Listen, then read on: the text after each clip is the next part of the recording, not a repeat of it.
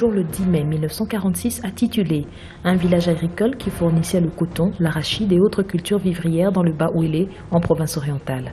Il est l'aîné d'une famille de 6 enfants. Le devoir conduit la petite famille dans la province du Maniema vers 1949, son père occupant la section technique d'une entreprise coloniale de production d'étain à Kalima. Une année après, Raymond connaît une première étape difficile. Il sera foudroyé par la poliomyélite alors qu'il n'est âgé que de 5 ans. C'est le début d'une longue tournée à travers les villages de la région à la quête d'une guérison de ce qui apparaissait à l'époque comme un sort, le mal n'étant pas encore connu. Il lui reste encore des souvenirs vivaces, partagés entre le courage d'une mère qui refuse de se résigner devant la maladie de son fils et les simagrées fétichistes qui vont aller jusqu'à l'enterrer vivant dans le seul but de raffermir ses jambes. Ne voyant aucun résultat probant, sa mère va se décider à le rapatrier à Kisangani en 1952 aux côtés de sa grand-mère. C'est avec le concours de cette dernière que Raymond pourra retrouver l'usage d'une de ses jambes, grâce notamment à ses massages et exercices physiques. Raymond Mokeni fait ses études primaires et secondaires d'abord au collège Sacré-Cœur, devenu aujourd'hui collège Maélé, puis à l'école des frères maristes à Kisangani, et enfin à Kinshasa, au collège Albert Ier, devenu aujourd'hui collège Boboto, où il obtient son diplôme d'État en 1968. Diplôme en poche, le jeune Raymond se décide de faire des études universitaires, plus précisément en Polytechnique à l'université Lovanium, dont il sortira avec le titre d'ingénieur physique-maths. Une analyse froide de sa condition physique le conduira sur la voie des affaires. Un besoin d'autonomie le poussera à devenir son propre patron, ce qui est synonyme de monter sa propre affaire. Il va s'inspirer de la politique de la main, devenir autonome tout en restant soudé aux autres. Une curieuse façon de redéfinir la solidarité africaine. C'est ainsi qu'il va renoncer au confort que lui offre sa position de directeur administratif à la maison Mapendo pour se frayer un chemin par ses propres moyens dans le monde des affaires. C'est un saut vers l'inconnu que Raymond réalise alors qu'il est au seuil de sa 30e année. À cette époque, l'ambition de Raymond rencontre le plan d'encouragement du président Mobutu en faveur des opérateurs économiques. Il recevra un crédit à la Banque commerciale du Zaïre et partira pour Kisangani où il avait déjà ciblé son créneau. Alors que beaucoup basaient leur fief à Kinshasa, Raymond retourne au berceau de son enfance pour retrouver la ville où il a vu se raffermir ses premiers pas. 38 ans se sont écoulés et l'enseigne a su garder sa réputation jusqu'à se confondre avec le destin de cet homme qui a repoussé ses limites que lui imposait sa condition physique. Son installation terminée, Raymond Mokeni va commencer son extension et gagner du terrain. En 1980, il s'inscrit à la Fédération des entreprises du Congo, alors ANESA. 5 ans plus tard, il est voté massivement à la tête de l'association par ses pairs qui n'ont plus hésité à lui renouveler leur confiance 3 décennies de suite. Puis vient l'année 1991. L'année de toute misère, mais aussi le début de la descente aux enfers de l'économie zaïroise. Dans ces périodes troubles, Raymond Mokeni va partir à zéro, piller non pas 1 fois, 2 fois, mais 4 fois. Ces magasins sont la première victime des bandes de pillards. Cela pourtant ne l'a pas empêché de rester dans la ville désormais martyre et de continuer dans un secteur désormais sans avenir. Aujourd'hui, Kisangani renaît, Bélect aussi. Marié à Madame Rehema Mokeni Negatanga, qu'il décrit comme une formidable aide semblable, Raymond Mokeni est père de 9 enfants. À 68 ans, le baobab de la province orientale est plus que jamais l'identité fédératrice d'une province en mutation. Raymond Mokeni Ekopi est ce soir l'invité de Congo d'Excellence.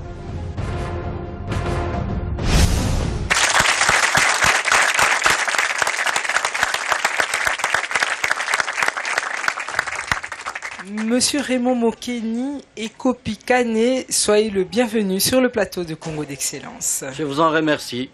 Bonjour Monsieur Raymond Mokeni, nous venons de voir de manière très condensée votre portrait. C'est un mélange très descriptif à la fois de votre parcours, de votre vie, mais aussi des valeurs qui vous ont guidé. Mais est-ce que ce portrait que nous avons réalisé est à l'image de ce que vous faites de vous-même? Je crois que c'est exact. C'est exact. Je suis assez réaliste. Et c'est le plus important. Merci. Merci à vous, Monsieur Mokeni.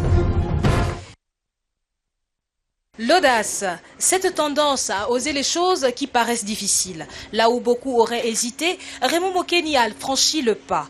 Il a bravé la première étape qui conduit vers le sommet, c'est-à-dire la peur de l'inconnu.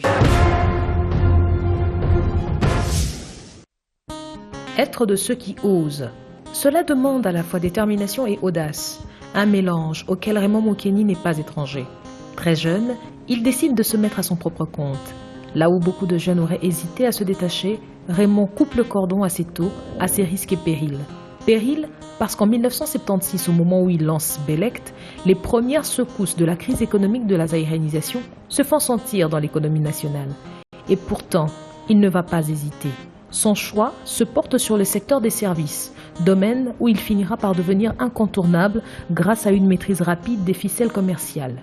Garage industriel, menuiserie moderne, distribution des produits de première nécessité comme le ciment ou encore les produits pétroliers, plantation de café, rizerie entre Bouta et Kisangani, la liste est longue jusqu'à inclure une usine de transformation d'eau de source.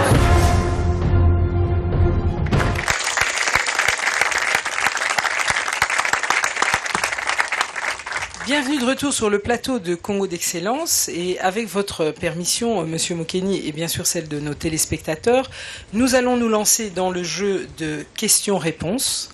Nous allons donc vous confronter aux questions aiguisées de nos jeunes loups, avides de savoir et de sagesse, et dont la plupart d'ailleurs sont désireux de trouver les moyens, comme vous l'avez fait, de s'émanciper du cocon familial avec succès autant que possible évidemment. Alors nous passons ainsi la parole à nos intervenants. Nous prenons donc la première question, celle de Patrick Mbia. Votre diplôme, qui est celui des licenciés en Polytechnique, vous offre beaucoup plus d'avenir. Mais nous avons remarqué une désorientation par rapport à votre diplôme. Et ma question est celle-ci. Qu'est-ce qui vous a poussé à avoir ce virement? Voilà, merci. Dans la vie, il faut souvent être réaliste. Lorsque nous avions pratiquement été avancés dans les études, il nous a été offert une opportunité d'aller travailler à Kolwezi, à quelques 2000 km de chez moi. Avec des jambes fatiguées, je me suis dit moi-même, dans ma chambre, eh bien écoutez Raymond, vous allez travailler pour les autres, avec grand A. Qu'adviendra-t-il lorsqu'il pleuvra, lorsque vous ne saurez pas répondre présent? Je me suis dit, les études que j'ai faites, c'est pour ma tête, c'est pour moi. C'est comme un jouet, un enfant il a un jouet, il joue comme il veut. Il y en a qui les jettent par terre, qui les transforment en 36 morceaux. Mais il y en a qui les conservent, qui en font peut-être usage autre que ce que les fabricants ont fait. C'est ainsi que je me suis dit, écoutez, est-ce que je ne peux pas avoir un travail avec les bagages que j'ai, parce qu'au moins j'avais quelque chose.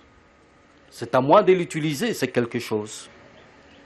Est-ce que je ne sais pas faire autre usage? Mon objectif est de trouver un travail là où je serai maître.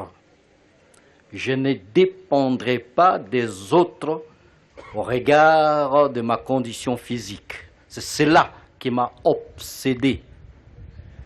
Après moult recherches, j'ai trouvé que c'était les affaires. Parce que qu'il pleuve, qu'il fasse chaud ou froid, écoutez, j'étais dans mon bureau. Voilà, donc c'était la recherche de l'autonomie que j'ai abordé, tout simplement les affaires. Mais au moins, j'avais mon bagage, j'avais un acquis, et c'était l'essentiel. Merci. Merci, Monsieur Mokeni, pour cette réponse, je crois, des plus franches. Merci à vous. En fait, je veux dire aux jeunes de ne pas être esclaves au premier choix. Quand le premier choix porte des doutes, n'hésitez pas. N'hésitez pas de négocier un autre virage. Voilà un peu la leçon. Merci. N'est-ce pas, les jeunes?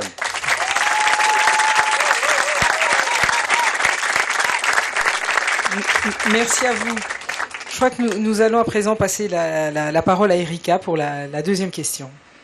Beaucoup restent attaché à la famille sous prétexte de la solidarité africaine. Mais votre conception est aux antipodes. Nous voudrions savoir d'où vous est venue cette façon de voir les choses. Ah ben, la politique de la main. Ben, écoute, cela n'enlève en rien l'appartenance à la famille. Hein. J'ai réfléchi en regardant ma main. Je me suis dit que les 5 doigts sont collés. Je dis bien collés à la main. Et chaque doigt est indépendant de l'autre. Mais parce que c'est indépendant et collé, que ces 5 doigts tiennent les choses fermement. Donc on peut chercher son autonomie.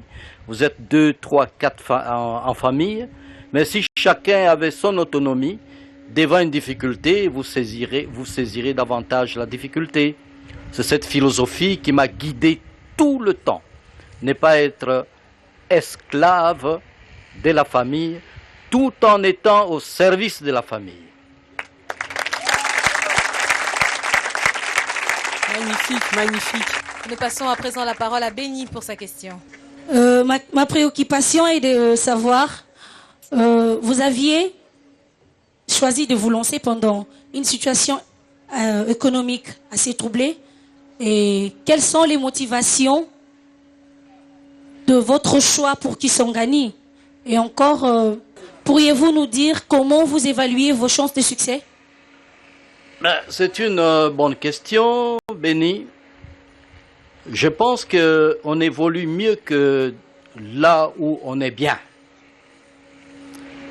J'ai étudié, je suis allé à Lubumbashi, je suis venu à Kinshasa, puis j'ai essayé à Kinshasa, j'ai habité Matongé, puis Limete, mais toujours est-il que je ne me sentais pas à l'aise. Mais je vais vous faire une confidence. Il faut se replonger à notre temps.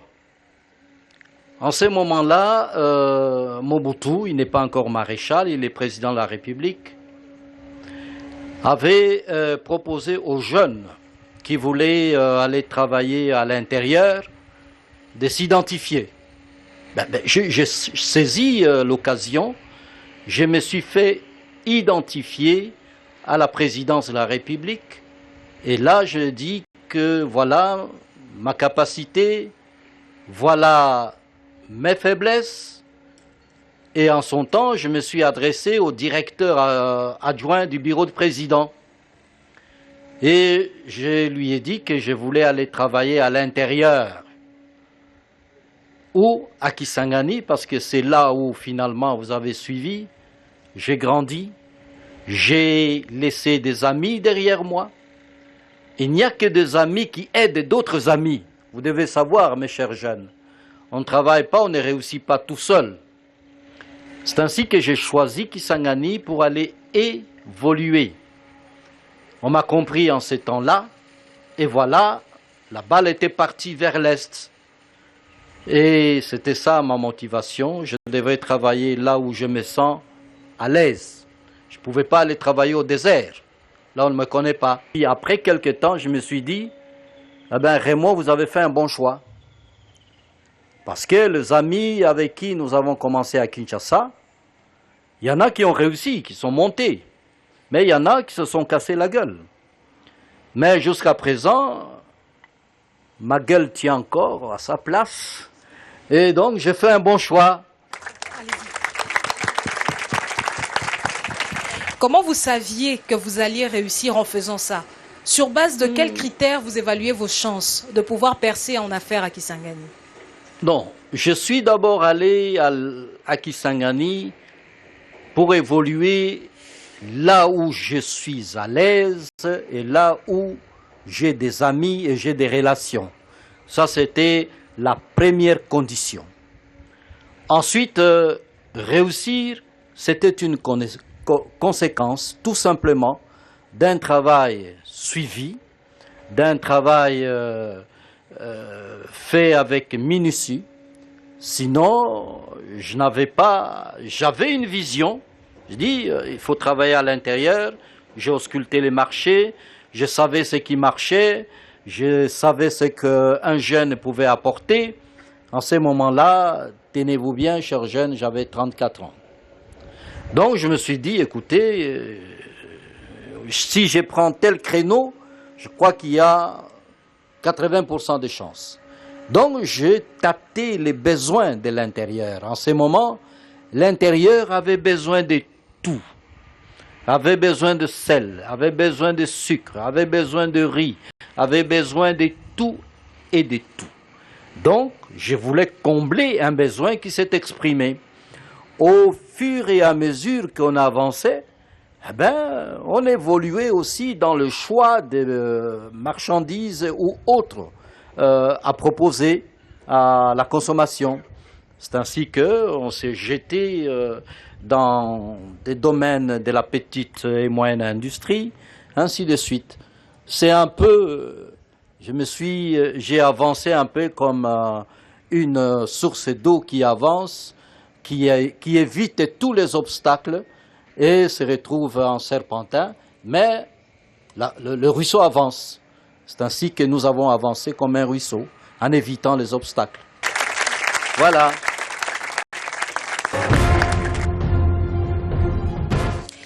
Parmi les traits caractéristiques qui reviennent souvent quand on fait votre description, M. Mokeni, il est souvent fait mention de votre sens élevé, de la loyauté, de la fidélité, que ce soit en amitié comme en affaires. Attention, on parle ici, Christelle, d'amitié qui tiennent depuis plus de 40 ans et que les épreuves du temps, d'ailleurs, n'ont fait que solidifier. Et je pense qu'il faut aussi relever un sens indéfectible de la loyauté, qui a résisté aussi à beaucoup de choses, notamment aux secousses et aux pressions de toutes les guerres qui ont traversé la province orientale. Vous êtes véritablement resté constant dans vos amitiés et vos attachements.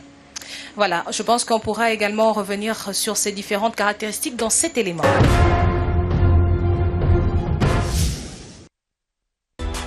Se bâtir un nom dans le monde commercial demande à la fois pérennité et bonne moralité. L'une des caractéristiques reconnues à Raymond Mokeni et Kopi Kane est justement son sens de la loyauté et de la fidélité. Dans sa ceinture restreinte, on retrouve des amitiés vieilles de plus de 4 décennies, avant-garde composées aux premières heures de la construction de Bilect. Nous sommes des amis avec M. Mokeni depuis 1970. Et on s'est connus. C'est parce que je suis banquier. Plus particulièrement, je suis banquier. Je suis banquier à l'IZB. Tokutana papa Mokeni tout juste na dernière année nanga pona kosilisa na buta. Ezaki na dernière année tant aussi to sali ba test aye de passage comme ça amoni ba misato banako sala donc intéressant qu'il a proposé kabisa recruter au moins 5 ou 6 personnes comme ça nous to yaka to banako sala. Bon gars effectivement na bandi on a 82. Un certain le 25 juillet, entre 1998 et 2003, alors que le pays est morcelé et que la province orientale est entre les mains du RCD, il refusera de prendre part au juteux trafic commercial mis en place pour une raison qui lui vaudra 5 ans de chômage. Travailler dans la légalité avec le pouvoir légitime. En d'autres temps, on aurait dit qu'il a réussi à organiser la résistance ici, à booster le moral de ses compatriotes pour qu'ils ne fléchissent pas sous le joug de cette rébellion, pour qu'ils ne se laissent pas aller, pour qu'ils comprennent que le Congo devra rester un et indivisible.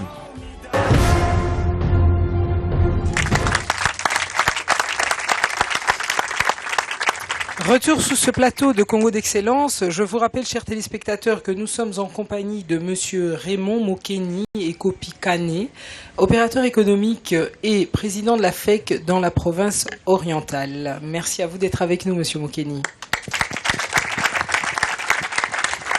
Alors, on l'a vu dans cet élément, on l'a vu au travers de tous les éléments biographiques que nous avons partagés avec notre public.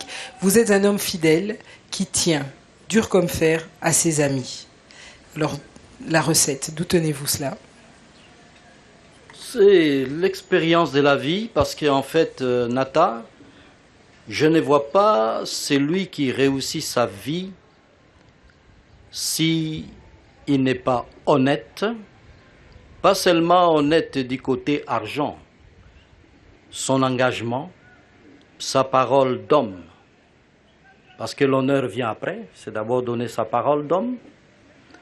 Et je ne vois pas celui qui peut réussir sans loyauté, être loyal envers un ami. Et donc je suis fidèle envers mes agents, mais aussi, surtout, moi j'ai des amis avec qui nous avons un passé d'au moins 40-45 ans, sans dispute, sans rien du tout. Parce que j'ai considéré que c'est, Nathalie, le meilleur investissement qu'un jeune peut commencer avant de dire « Écoutez, je suis déjà un homme ». Donc on commence dès son jeune âge à cultiver ces deux vertus de loyauté et d'amitié. Je vous ai dit que quand j'étais au 30, je montais pour aller à la faculté polytechnique. Parfois, il m'arrivait de trébucher 3, 4, 5 fois. Ce sont les amis qui me relevaient. Et comme qui dirait, il faut tomber pour donner de la valeur à celui qui vous relève. Donc,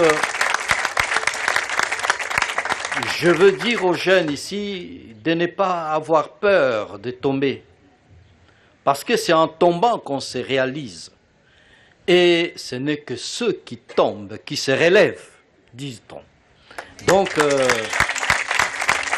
n'essayez pas de vous décourager si la première lettre de demande d'emploi n'a pas sa réponse. Écrivez, et écrivez, et à la dernière lettre, une réponse viendra.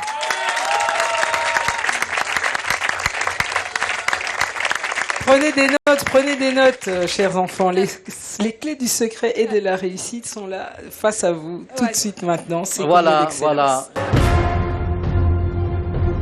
C'est donc une belle leçon pour la jeunesse que nous avons réunie autour de vous, Monsieur Mokeni. Et c'est une jeunesse que j'invite d'ailleurs à commencer à poser ces différentes questions. Nous allons ainsi commencer avec celle de Fallon. Quels conseils pourriez-vous nous prodiguer, jeunes que nous sommes, afin d'avoir des amitiés aussi longues? Il n'y a pas 36 conseils à donner, il n'y a qu'un seul. Donnez l'exemple, donnez les modèles. Parce que vous trouverez toujours des amis qui vous trahiront, mais continuez à investir cette confiance et vous verrez, ça paie toujours.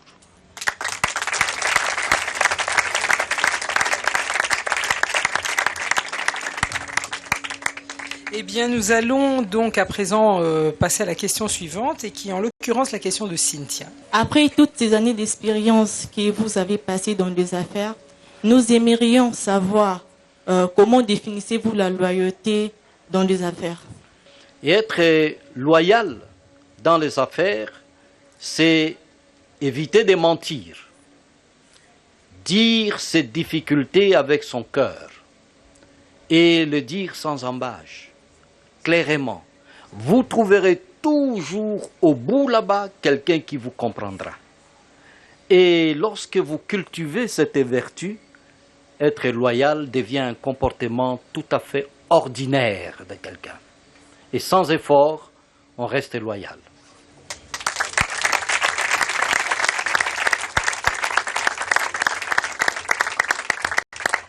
Je voulais vous poser une petite question, justement. À ce moment-là, la période dont on a parlé, vous n'aviez plus les mains liées, donc vous auriez pu... Je n'étais plus. Vous n'aviez pas les mains liées, vous n'aviez plus les mains liées. L'État était absent, donc pendant tout ce temps-là, vous pouviez très bien vous lancer dans un petit trafic, le temps de vous constituer et ensuite abandonner. Ni vu ni connu. Je vous demande d'avoir et de travailler, de vivre selon une vision Christelle. Parce que, évidemment, nous étions là, on pouvait croire qu'il n'y avait pas l'État à ce moment. Mais Kinshasa continuait la vie. Les institutions continuaient. Les institutions, le pouvoir légal continuait. Et donc il fallait être dupe pour croire que la vie terminait avec la situation qu'on connaissait. Donc il faut avoir un peu, chers jeunes, une vision beaucoup plus large des choses. Et je crois que je me suis inscrit dans ce cadre-là. ce sont des conseils très importants que vous donnez à la jeunesse, c'est pour ça qu'on fait cette émission, en quête de repères. Hein, notamment, on ne croit pas dans l'espoir, donc on cherche le gain rapide à court terme. Je crois qu'ici, vous avez tous un exemple vivant d'une réussite qui s'est faite dans la loyauté, en se projetant dans l'avenir avec une vision et en ne cherchant pas le gain facile tout de suite, mais en étant prêt à faire des sacrifices. Et Nathalie, bravo. Nathalie, vous avez tout à fait raison. Les tentations étaient trop fortes. 5 ans sans travailler. J'ai mon épouse là en face de moi. Elle pourra vous confirmer. Fort de ce que nous avons décidé, c'est-à-dire ne pas travailler avec les rebelles, nous étions réduits, chers enfants, à préparer pour vivre. Nous étions réduits à préparer du pain et des saucisses. Et c'est vous dire qu'il faut toujours tenir. Et quand vous tenez, vous trouverez toujours autour de vous une solution, petite soit-elle, mais vitale pour avancer encore.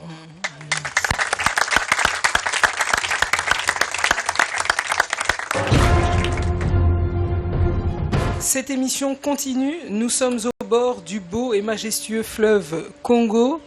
Je vous le rappelle, dans un voyage qui nous a conduits et qui continue de nous conduire à découvrir la ville d'espoir. Nous sommes en compagnie de Monsieur Raymond Mokeni, un baobab de cette ville. En effet, Nathalie, un baobab qui a su rassembler et faire parler un seul langage tous les opérateurs économiques de la province orientale. Celui de leurs intérêts communs réunis face justement à l'une des grandes crises qu'avait traversée cette province. De Bélect à la FEC, en passant par l'Association des commerçants de Kisangani, les témoignages sont unanimes sur le leadership fédérateur d'un homme qui a traversé les époques et survécu au tumulte de l'histoire. Sa force, c'est cette capacité à rassembler tout le monde pour faire face aux périodes difficiles. Il ne se soustrait pas aux rigueurs qu'impose la guerre, bien au contraire.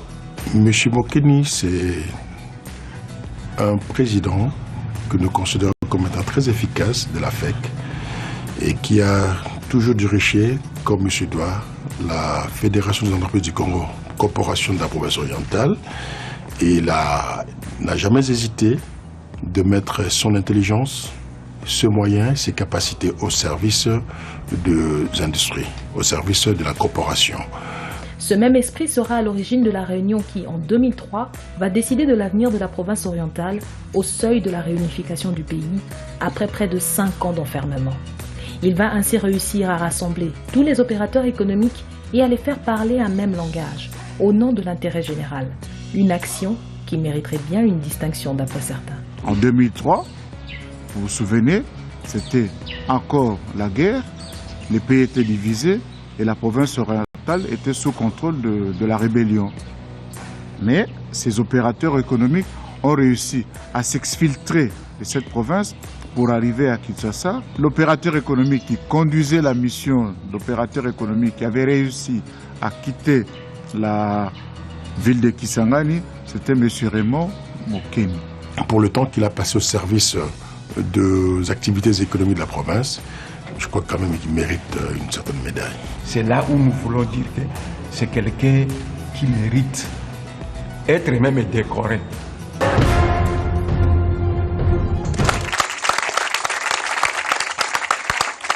Eh bien, si vous le permettez, Monsieur Mokeni, après avoir vu ce reportage, je propose qu'on démarre avec les questions. Oui, bien sûr. Ok, on va commencer avec Jacob. Ma préoccupation est suivie d'une petite question, M. Mokeni. En 2003, alors que vous n'étiez plus aux affaires, mais quand même vous avez réussi à réunir tous les opérateurs économiques pour les amener à discuter avec le pouvoir légal. Et ma question est celle-ci, comment avez-vous réussi ce tour de force? Je vous remercie. Ah ben, Jacob, c'est une très belle question.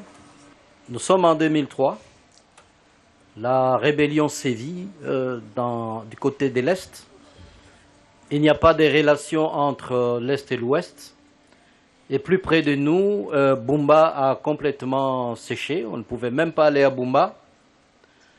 Nous étions quelques opérateurs économiques. Nous avions posé la question d'ouvrir la route entre Bumba, donc l'Équateur, et Kisangani, parce qu'on s'est dit que dans les affaires, écoutez, il n'y a pas de rébellion, on continue à manger, on continue à échanger des marchandises. Est-ce qu'on ne pouvait pas, tout en étant dans la rébellion, continuer notre travail?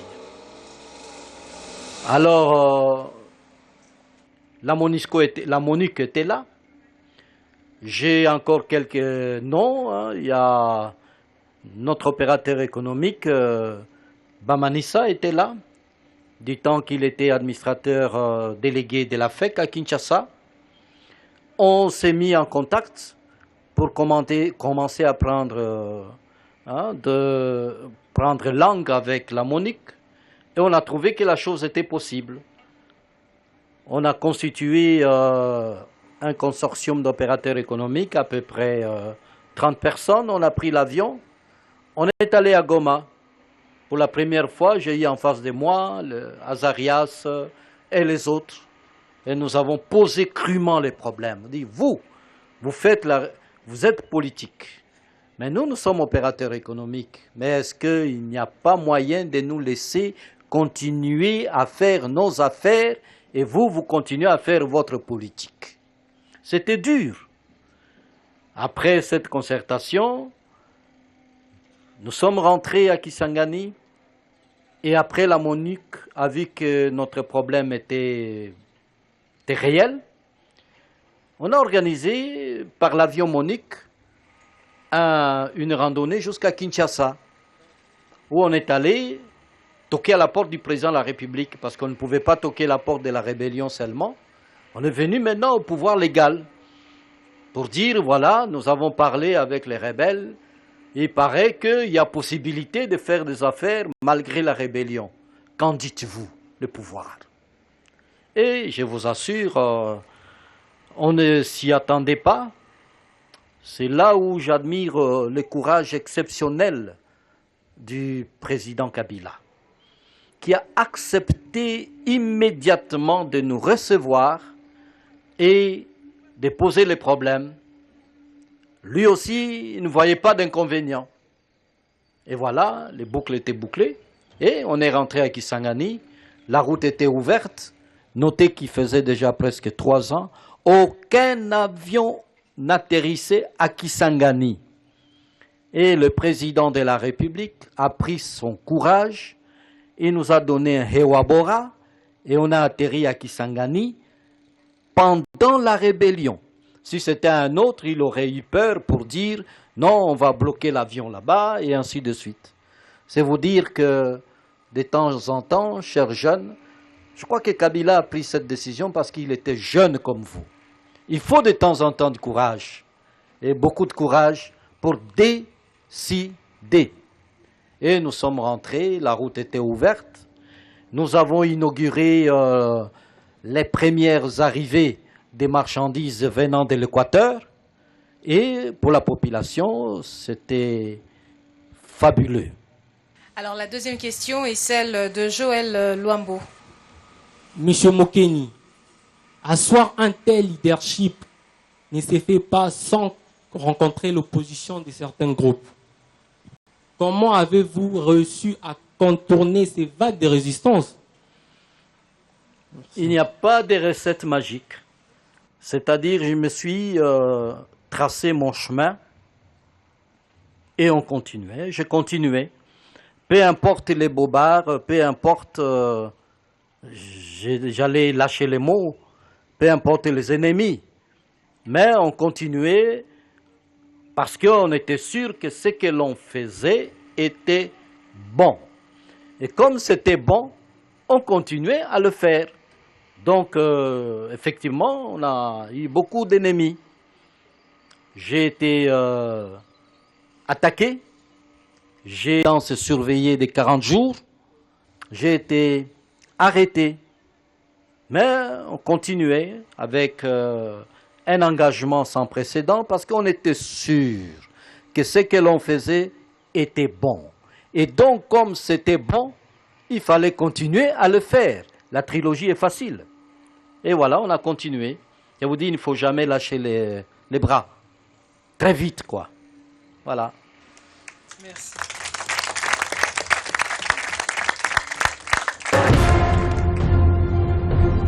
Monsieur Mokeni, vous êtes connu non seulement pour votre courage, vous êtes une véritable référence dans la ville de Kisangani, mais il y a également votre grand cœur qui a fait votre renom au point où vous vous oubliez vous-même. Mettre l'autre en avant est un exercice qui relève véritablement de l'apostolat, Christelle. Et pourtant, en ce qui concerne notre invité, les témoignages sont formels. Alors que beaucoup se laisseraient guider par un instinct de survie qui les enfermerait sur eux-mêmes et que d'autres se laisseraient confiner dans le périmètre de leur confort, Raymond Mokeni se présente comme un homme ouvert aux autres, auquel il n'hésite pas à accorder son assistance.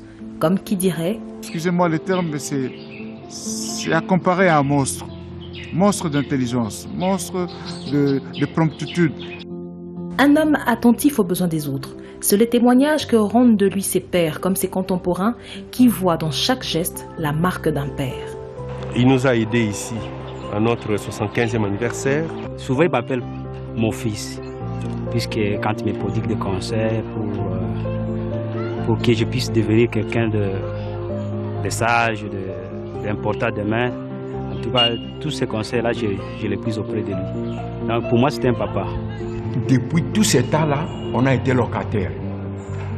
Mais je voudrais vous informer, messieurs les journalistes, les bâtiments que vous voyez ici, c'est le bureau de la FEC province orientale.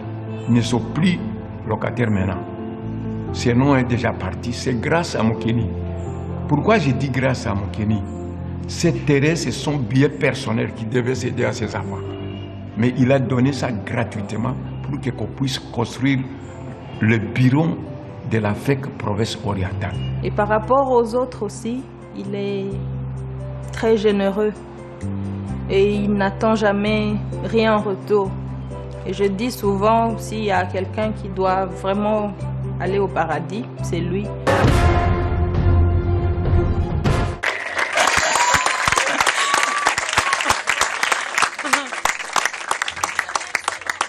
Là, c'était le petit clin d'œil signé Madame Mokeni qui vous a accompagné d'ailleurs. Oui, c'est vrai, je l'appelle ma moitié. Ah, voilà.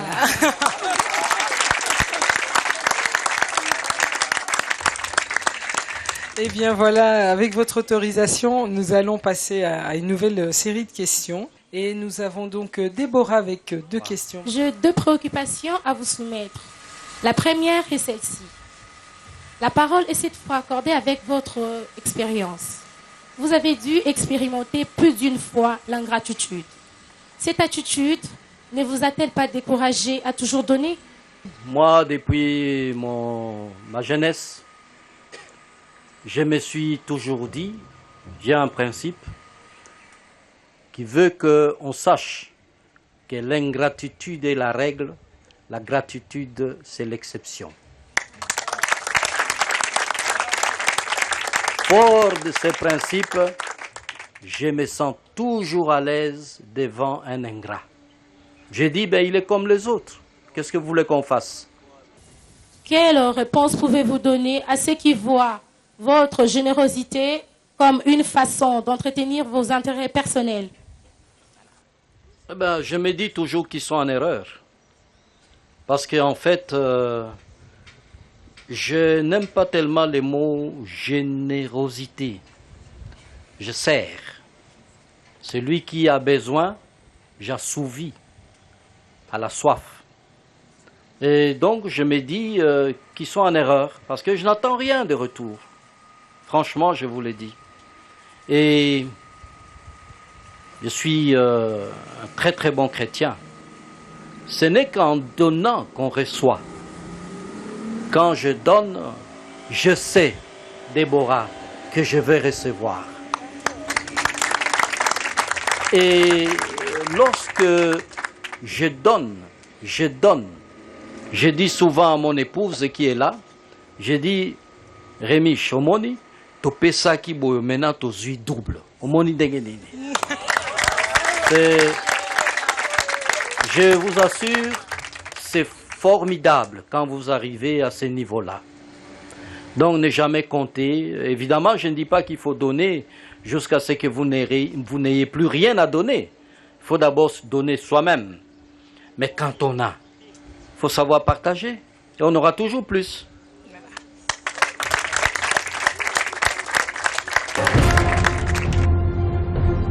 Eh bien, nous arrivons progressivement au terme de cette émission avec un dernier thème, perspective d'avenir.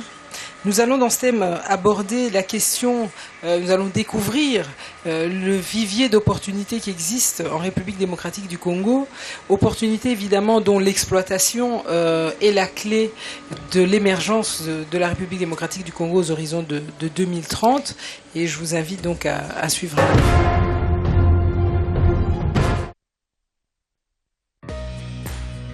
La province orientale est à l'image de la RDC un véritable vivier d'opportunités économiques. La configuration de la province la situe en plein cœur de l'Afrique centrale, ce qui lui confère le destin d'être une véritable plaque tournante du commerce. À côté de cette perspective économique ouverte au commerce, il y a aussi la filière touristique, suffisamment nourrie par le passé historique de la province qui rejaillit en partie sur la ville de Kisangani. De la cathédrale Notre-Dame du Saint-Rosaire, où le pape Jean-Paul II célébra une messe à l'esplanade, à la grande mosquée de Kisangani, éloquent témoignage de l'influence arabe dans la province, Kisangani est une ville centenaire qui abrite bien des merveilles. Les chutes Wagenia, connues pour la dextérité de ses pêcheurs que la beauté de l'artisanat local, l'île Wanarusari, où Stanley débarqua pour la première fois en suivant le cours du fleuve, le parc de la Garamba, qui est l'un des plus vastes parcs d'Afrique, ou encore la réserve d'Okapi d'Epoulou, qui est une des dernières merveilles où on peut voir cet herbivore, autant de splendeur qui ne demande qu'à être montré.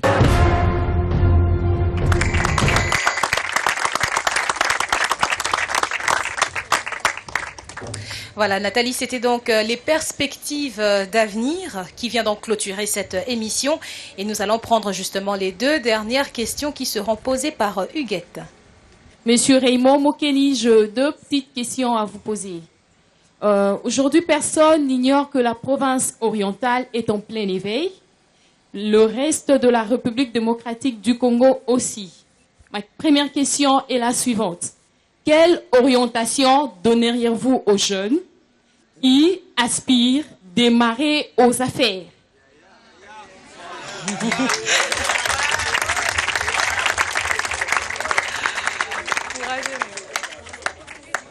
J'aurais peut-être à suggérer la question à la fin pour dire qu'est-ce que je pense pour les jeunes qui veulent mordre à la vie.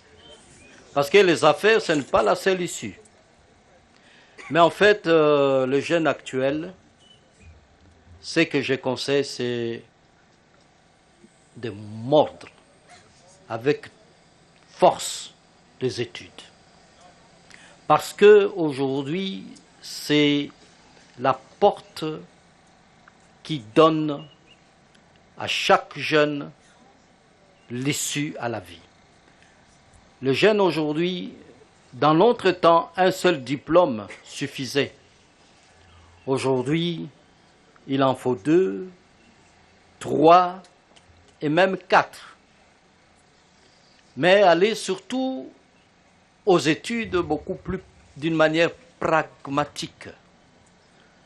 Je suis content, il y a des instituts à l'informatique, médias et tout ça, c'est bon. C'est ça que nous avons besoin aujourd'hui. Parce que dans ma ville, disais-je, je compte pas mal de chômeurs licenciés, ou mieux des licenciés chômeurs. Il n'y a pas encore du travail. Celui-là qui se trouve dans cette situation-là, et s'il est, ce qu'on dit, vraiment jeune, il peut encore s'adonner à d'autres axes d'études. Il n'est jamais trop tard. Aussi, je pense, aujourd'hui, pour les jeunes, c'est la professionnalisation qui est au bout de la vie. C'est-à-dire, quand on cherche du travail, on n'a pas, on se professionnalise. Il n'y a pas de honte. Moi, que vous me voyez ici, j'ai des ateliers de menuiserie, J'ai des garages et j'ai d'autres jeunes qui viennent apprendre. J'ai un institut secondaire qui s'appelle ISTA à Kisangani. Ce n'est pas institut supérieur de techniques, mais institut secondaire de techniques appliquées. Et chaque jour, je vois des jeunes venir et ça m'encourage. Nous avons aussi un ISPL, un institut supérieur pédagogique libre, dont je suis le promoteur, et nous formons des jeunes pour les domaines comme la pédagogie appliquée et autres. Donc c'est vous dire aujourd'hui, l'avenir est dans la professionnalisation. Nous sommes dans la province orientale dans une situation qui veut aujourd'hui que cette province est devenue minérale. Mais nous n'avons pas des ingénieurs dans ces domaines.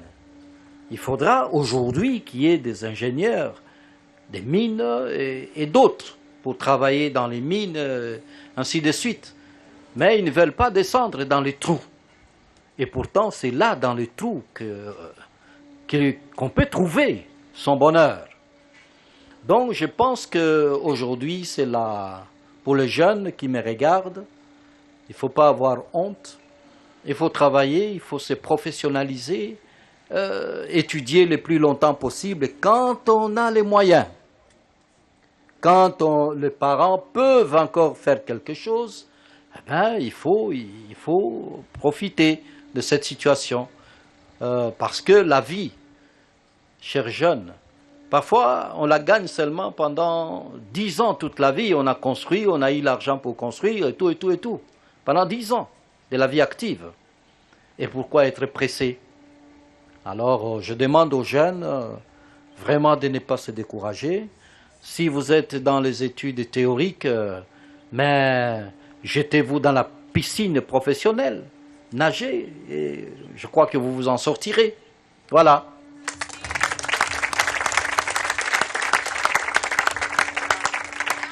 Merci, Monsieur Raymond Mokeni. En analysant votre parcours, nous constatons tout de suite que vous vous êtes beaucoup plus concentré sur la distribution, plus récemment à la transformation de l'industrie. Ma seconde question est celle de savoir si vous avez prévu à développer une filière qui associerait la jeunesse congolaise en général et la jeunesse boyomaise en particulier. Voilà ma seconde question. Non,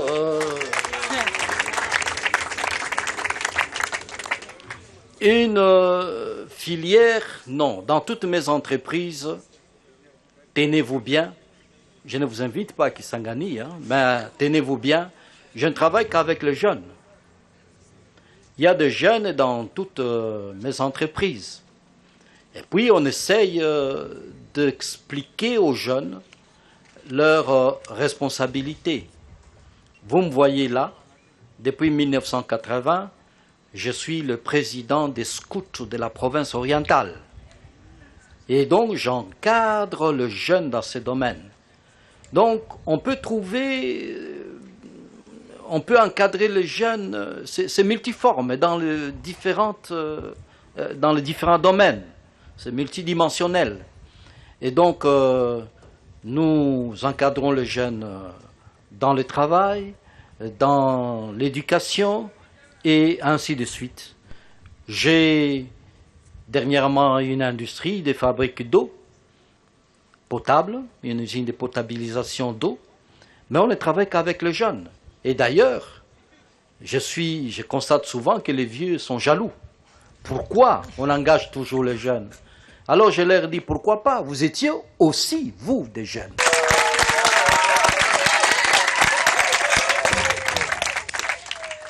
Voilà, Monsieur Raymond Mokeni, nous convergeons lentement mais sûrement vers la fin de cette émission et nous avons tout à l'heure abordé la question de la jeunesse. Ce n'est pas un secret, plus de la moitié de la population congolaise est jeune, constitue donc cette grande part de la population. Et aujourd'hui, quel message spécifique avez-vous à leur adresser, à cette jeunesse congolaise qui justement se cherche également des repères? Voilà, merci Christelle, c'est une belle question. Je crois que le jeune actuel doit continuer à se chercher. Les jeunes aujourd'hui doivent creuser davantage. Et j'ai constaté souvent que les jeunes se laissent au découragement. Les jeunes, excusez-moi, font un peu beaucoup plus du copier-coller. Je crois que les jeunes doivent être authentiques à eux-mêmes. Les jeunes doivent travailler, montrer qu'ils savent se frayer un chemin dans la jungle. Les difficultés ne peuvent pas abattre le jeune. Une fois, j'ai suivi dans cette émission qu'il y avait un jeune qui avait un diplôme de licence. Il a écrit 3, 4, 5 lettres. Il n'avait pas toujours des réponses. Mais à la fin, je crois la 6e lettre, on l'a invité quelque part. Je crois qu'il faut copier ce modèle-là. Les jeunes doivent savoir identifier la couleur de leur cravate, c'est-à-dire leur engagement. Les jeunes doivent se dire, par exemple, moi, je fais de l'assiduité du travail mon cheval de bataille. Je fais de l'honnêteté mon credo. Je fais de ceci ou de cela ma vie. C'est cela sa couleur de cravate. Donc, chaque jeune doit avoir un engagement. Voilà, Madame Christelle.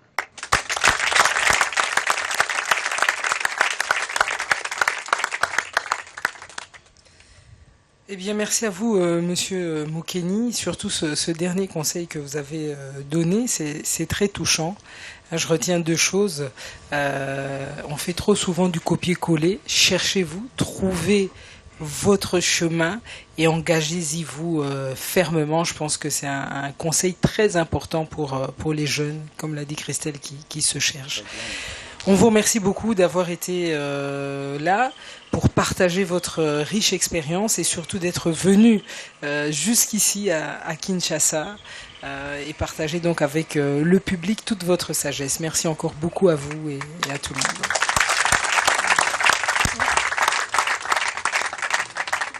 J'ai quelque chose à ajouter. J'aimerais d'abord remercier votre équipe qui s'est déplacée jusqu'à Kisangani pour m'inviter ici.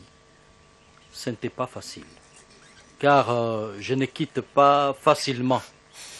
Mais pour vous, les jeunes, pour parler avec vous, j'ai quitté Kisangani pour venir. Vous êtes contents?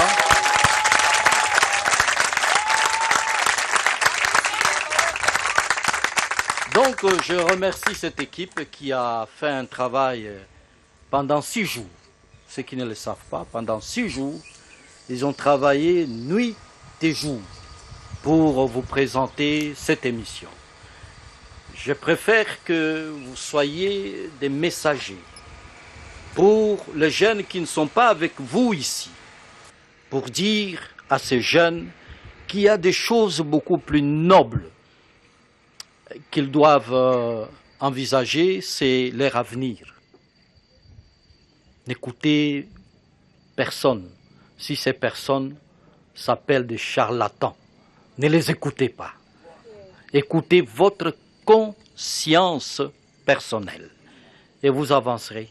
Moi, je n'ai jamais su que je serais là où je suis. Et prenez, si cela est un exemple, achetez-le. Pas trop cher, hein?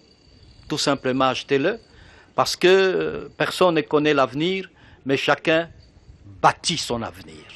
Merci beaucoup. Merci. Encore merci à vous.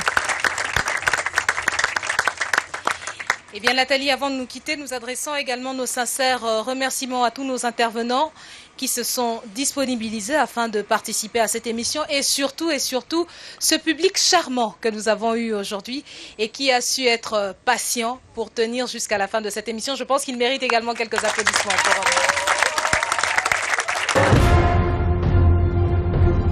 à fait, Christelle. Et nous n'oublierons pas évidemment de remercier aussi Yale Seti et le port Sicotra qui nous ont accueillis dans leur site, qui est un site magnifique avec évidemment le superbe fleuve à côté de nous. Et nous remercierons aussi l'agence Millennium pour le petit coup de pouce qu'ils nous auront donné dans la production de cette émission. Voilà, merci à vous tous de nous avoir suivis. On va donc se retrouver très vite pour un nouveau numéro de Congo d'Excellence. Merci.